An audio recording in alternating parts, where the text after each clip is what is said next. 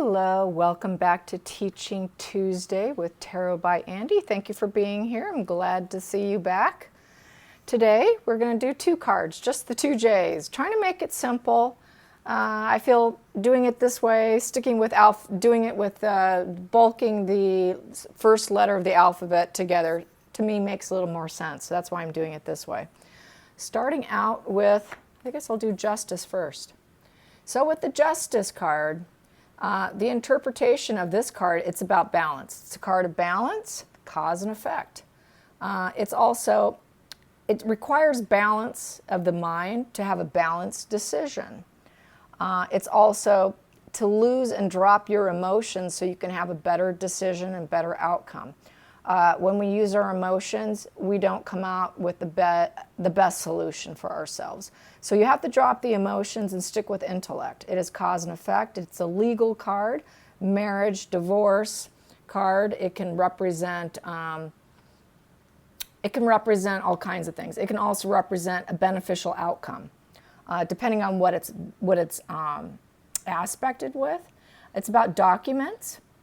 And you definitely have to use your intellect. It's cause and effect. So you can just put cause and effect. Usually a lot of times you will hear me say cause and effect, cause and effect. So, but with this cause and effect, you do have to drop your emotions. So it is definitely intellect over emotions for the best outcome. In reverse, it's dishonesty. In my little book here, what else does it say? It says this woman is standing between stone steps for the most part. She stands on stone steps, at least with this deck here, which I don't have it, but this one here. In some of them, she's standing on a stone deck, and that is having solid footing. The pillars are about balancing the scales of justice as well. That's balance. The sword is making a judgment call, using that intellect. These little things here represent the balancing of everything, fairness, trying to attain fairness. And the red could represent, as far as I'm concerned, red is passion, and it's a passionate decision. And so this woman, let's see, it's an essence of duality with these pillars. So it is duality. And anyways, let's see, what else do we have here? Judgment. Judgment is the karma card. So that is a karma card. It is Judgment Day. And you can see there's wings there. It's also spiritual awakening, higher self, having insight into yourself, judging yourself, having that higher awareness. It's a spiritual awakening card. It's also could be a psychic card, someone with psychic abilities.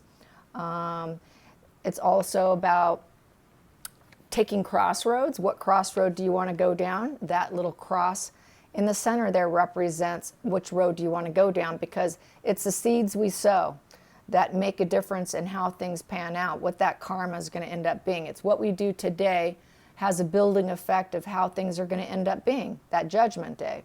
So that's why you want to be careful. It is the karma card. And as you can see, the wings are past the clouds. There's clouds here in the card. And the trumpet is making a call and saying, hey, this is what's happening. And then we've got these gray bodies coming out of a gravestone, coming out of their graves, is, basically coming to an awareness of their own situation, a new lease on life.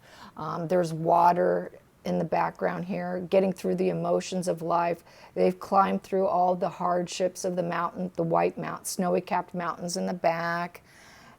So this person here is, their enlightenment has been triggered. They have an enlightened situation. They're aware. It's an awareness. And in reverse, this person is blocked. They have a blocked abilities. With the Judgment in reverse, they've got self-doubt and inner critic. With the Justice, it's dishonesty and unfairness. Unfair ruling. There was a dishonest judge, a dishonest person you were dealing with in a business deal, a dishonest mate.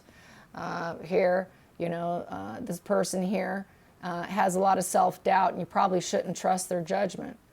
They got that inner critic on fire. So here, they're very aware. There's that awareness, clear understanding.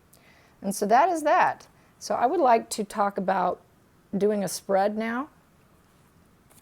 So doing a spread, I want to show you a quick, easy way that I have used over and over, and I probably will be going back to it again because some people like my storytelling version where I pull, and I just keep pulling, and others just like the classic. So this is more classic. The more classic, just shuffle, put the first one to the left, the next card to the right, the third pull, and the reverse back here. So 1, 2, 3. The next card will be the outcome. The outcome for this. And that you could start just by doing just that. That's a 4-card spread. In the past, I was feeling this, and I'm currently going through here and here, and this is the outcome. That could be the recent past, or you can keep it right there. But typically, I go further, and you end up pulling left, right, center, and this is what's going on now. And this is the outcome. Outcome. Past, the very recent past. And so that's what you can do. So right, left, center. Oh, it's like right, left, back, outcome. Boom, boom, boom, boom, boom, boom, boom. So it's right, left, center. But with this one, it's a little bit more difficult. So you do have to do this one up here. And then I do always pull under the surface is subconscious, and in the center of the deck, conscious.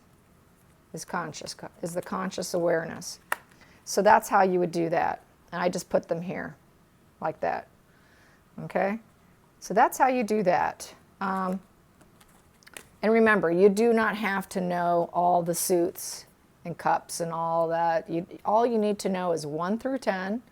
I'll go through those one more time. Ace is new beginnings, light bulb, aha moment. 2 is partnerships, collaborations. 3 is creation, 4 is stability, 5 is conflicts, 6 is harmony, 7 is gaining experience, 8 is an action to overcome, 9 is climax fulfillment, near completion, almost there. 10 is finish line and endings. And then your cups are your water signs.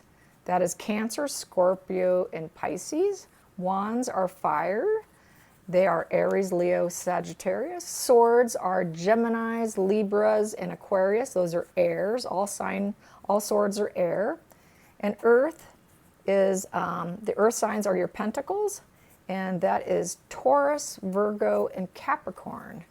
And so, as you know, with the hearts, they are idealistic, romantic, with proposals. The pentacles is the earthbound energy. That's money, finances, jobs, trustworthiness, Mr. Reliable, Mrs. Reliable. Results are coming in, being very forthcoming with something. Swords is fearless action, intellect, communication, quick-minded, sensuous, and sensitive, and forthright. Wands are high energy. They've got tons of energy. They're your entrepreneurs. They're fearless. Usually there's good news. They're cheerful, but they can be hasty. They are very, very fast, and they like details. So that is how you can read. Your cups are also very very supportive. Your pentacles are very practical. Your swords are also, very resistant and intentional. Wands are all your leaders. They're all your leader people, very confident. So the swords tend to be very self-sufficient. All money cards are usually very resourceful, and all your cups are very nurturing. So just knowing those, you can get through a spread. I'm not sure how I'm going to do the minor arcanas. I only have about 4 more videos to get through the majors, and I'll probably do 3 to 4 cards for now on out, just so I can get through this quicker. So next week I will probably do Lovers, Moon, and Magician. And then after that I will do Star, Sun, and Strength. Then I will do tarot, the Tower and Temperance, and then Wheel and World, just to keep them both together with the alphabet. It just makes it a little easier. So not too much more to go. And then I'm probably going to jump to, I'm not sure if I'm going to do like Ace of Hearts and, you know, 2 of Hearts and 3 of Hearts, or should I do all of aces, all of 2s together, all of 3s together, etc. So I'm trying to decide which way would be the less frustrating for you guys. But just know, you don't have to know every meaning. If you're doing it just for yourself, you just need to know, what is that number mean? That 5 is conflict. That wand, what is the wands? The wands is high energy. They're entrepreneurial, they're feisty, they're ambitious. So what you would say with this card here is there's conflicts. There's conflicts, and they're very hasty, and they're fast, and they're ambitious. So that's how you would read that. Just pull another one here. We've got a 10. 10, that's an ending closure right there. That's a number 10. We got 10 of Swords. What is that? That's an ending closure. An ending closure of all communication. This person's not talking to anyone. This person's reached a complete, utter rock bottom. They want total isolation. Just pull another random card. Let's pull a random card here. Queen of Cups. So the only thing you need to know is you've got yourself a cup energy here, and you know queens are your nurturing. All queens tend to be nurturing. They're sort of a nurturing support of the kings. And she's emotional. She's emotional support. That will get you through a reading. Emotional support, female energy. But you don't have to designate male or female to your cards. It could be a male figure who's got that mothering, nurturing energy. So you don't necessarily have to assign sex to the cards. Not all readers do. You can't eliminate that. You really can, actually. Let's pull another one, random one here, just to get, okay, here's another one.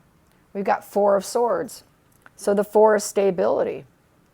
This person wants to have stability with their words, with their intellect.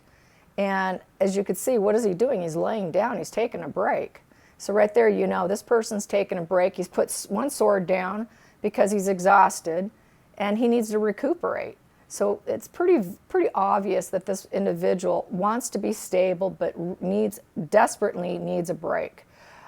So you don't have to stick with the tried and true words that can actually lock you down and enslave you to trying to memorize everything. There are easier ways, and that is through the imagery. This person's just completely exasperated, exhausted. So you could read this as total exhaustion, needs a break.